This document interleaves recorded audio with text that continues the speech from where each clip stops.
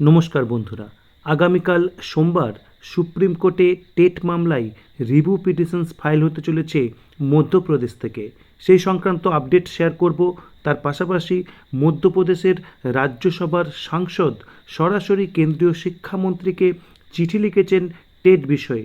তার কি বিষয়বস্তু সেটিও শেয়ার করব এবং পাশাপাশি শেয়ার করব উত্তরপ্রদেশ থেকে কি অভিনব পন্থা উঠে আসছে আন্দোলনের, যেখানে প্রধানমন্ত্রী, রাষ্ট্রপতি এবং বিরোধী দলনেতা সহ অন্যান্য গণ্যমান্য ব্যক্তিদের অন্তর্ভুক্ত করা হচ্ছে।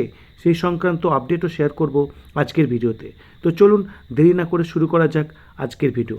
সর্বপ্রথম আপনাদের সঙ্গে শেয়ার করব, দেখুন ডক্টর সুমের সিং সোলাঙ্কি, যিনি মেম্বার অফ পার্লামেন্ট রাজ্যসভা, এবং দেখুন মধ্যপ্রদেশ থেকে তিনি কিন্তু নির্বাচিত হয়েছেন এরকম একজন সাংসদ। তিনি 21শে মার্চ 2026 চিঠি লিখেছেন माननीय धर्मेंद्र प्रधान जी केंद्रीय शिक्षा मंत्री के। विषय वस्तु देखुन, मध्य प्रदेश में वर्षों से कार्यरत शिक्षकों पर टेट की अनिवार्यता के संबंध में पुनर्विचार किए जाने की संबंध में, अर्थात पुरो टेट विषय किन्तु तार ये चिठी देखतेই পাচ্ছেন যে তিনি বলছেন যে নির্ধারিত সময় নির্দিষ্ট যে নিয়ম ছিল সেই অনুযায়ী কিন্তু টিচাররা অ্যাপয়েন্টেড হয়েছেন। তারা 20 থেকে 25 বছর ধরে তারা কিন্তু চাকরি করছেন এবং সেবা সন্তোষজনকভাবে কিন্তু করছেন সেটি জানাচ্ছেন, এবং সেই বিষয়ে তারা টেটের হাত থেকে এই টিচার্সদের রক্ষা করার জন্য শিক্ষা মন্ত্রণালয় থেকে কিন্তু হস্তক্ষেপ এবং বিকল্প ব্যবস্থার কিন্তু তিনি রিকোয়েস্ট করছেন সরাসরি তার চিঠির মাধ্যমে। তো এই চিঠি অবশ্যই টিচার্সদের পক্ষে একটি নতুন সাপোর্ট বলা যেতে পারে। তার পাশাপাশি আপনাদের সঙ্গে শেয়ার করব, আগামীকাল দেখুন সুপ্রিম কোর্টে government teachers organisations in Madhya Pradesh has mobilised against a recent order issued by the school education department which is expected to impact the appointments of over 1.5 lakh teachers. আপনারা জানেন মধ্যপ্রদেশের ডিপিআই থেকে যে নির্দেশ বেরিয়েছে সেখানে কর্মরত শিক্ষকদের টেট পাস করতে হবে এরকম নির্দেশ দেওয়া হয়েছে। তারপরই আমরা লক্ষ্য করছি একেবারে মধ্যপ্রদেশ থেকে যে শিক্ষক আন্দোলন সেটি চূড়ান্ত রূপ ধারণ করেছে, এবং এই অর্গানাইজেশনস দেখুন has announced that it will file A review petitions in supreme court of India on Monday, অর্থাৎ আগামীকাল তারা কিন্তু সুপ্রিম কোর্টে রিভিউ পিটিশনস ফাইল করতে চলেছেন। Teachers have also urged that the state government to file A petition but officials have not শোন আ positive response সোফার। তারা কিন্তু যে রাজ্য সরকার রয়েছেন মধ্যপ্রদেশের তাদেরও আবেদন করেছেন যে তারা যেন রিভিউ পিটিশনস ফাইল করেন, কিন্তু গভর্নমেন্ট অফিসিয়ালস তারা কিন্তু এখনও পজিটিভ রেসপন্স দেননি, সেটি কিন্তু এখানে উল্লেখ করা হচ্ছে।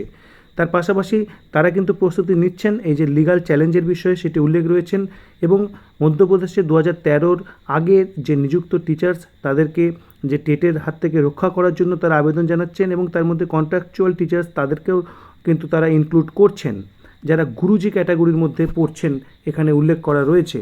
তারপরে দেখুন যে বিষয়, তারা যে সিনিয়র অ্যাডভোকেট এসকে গ্যাঙ্গেলে, এ ফর্মার জাজ অফ দ্য মধ্যপ্রদেশ হাইকোর্ট, তার সঙ্গে কিন্তু যোগাযোগ করেছেন, এবং যে লিগাল স্ট্র্যাটেজি সেটি কিন্তু তারা ফাইনালাইজ করেছেন, এবং তারা অলরেডি দিল্লিতেও ভিজিট করেছেন এবং পর্যাপ্ত যে পদক্ষেপ সেটি কিন্তু তারা নিয়েছেন। তার পাশাপাশি এখানে দেখুন 2 বছরের যে সময়সীমা দিয়েছেন ডিপিআই তার উল্লেখ করা রয়েছে, এবং যে আইনি যুদ্ধ তারা লড়তে চলেছেন সেই কথা কিন্তু বলা রয়েছে। এরপরে আপনাদের সঙ্গে শেয়ার করব উত্তরপ্রদেশ থেকে, দেখুন অখিল ভারতীয় সংযুক্ত শিক্ষক महासंघ, এরা কিন্তু 25 से 30 वर्षों से सेवारत शिक्षकों के लिए टेट की अनिवार्यता समाप्त करने के मांग को लेकर अपना आंदोलन तेज कर दिया है। আপনারা দেখতে পাচ্ছেন অনেক টিচার্স কিন্তু হাতে পোস্ট কার্ড নিয়ে রয়েছেন, এবং পোস্ট অফিসের যে পোস্ট বক্স তার সামনে দাঁড়িয়ে রয়েছেন, এবং তারা সেই পোস্ট কার্ড কিন্তু সেন্ড করছেন। দেখুন তারা কাদের সেন্ড করছেন, রাষ্ট্রপতি, প্রধানমন্ত্রী এবং অন্যান্য গণ্যমান্য ব্যক্তিদের কিন্তু তারা পোস্ট কার্ড দিচ্ছেন। এবং তার পাশাপাশি আগামী 13 এপ্রিল মশাল জুলুস অর্থাৎ মশাল আন্দোলন কিন্তু তারা করছেন বা করবেন, সেটির কিন্তু ঘোষণা তারা করে দিয়েছেন।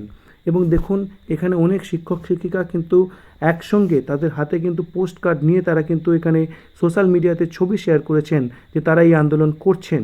অর্থাৎ আমরা দেখতে পাচ্ছি যে আগামী 13 এপ্রিল কিন্তু মশাল আন্দোলন হচ্ছে উত্তরপ্রদেশের একটি শিক্ষক সংগঠনের পক্ষ থেকে। তো মধ্যপ্রদেশ, উত্তরপ্রদেশ সমস্ত রাজ্যের যে শিক্ষক শিক্ষিকা তারা কিন্তু এখন একজোট হয়ে কিন্তু এই আন্দোলন পরিচালনা করছেন। তার পাশাপাশি অন্যান্য রাজ্য থেকেও কিন্তু আমরা এর যে ভূমিকা সেটিও লক্ষ্য করছি।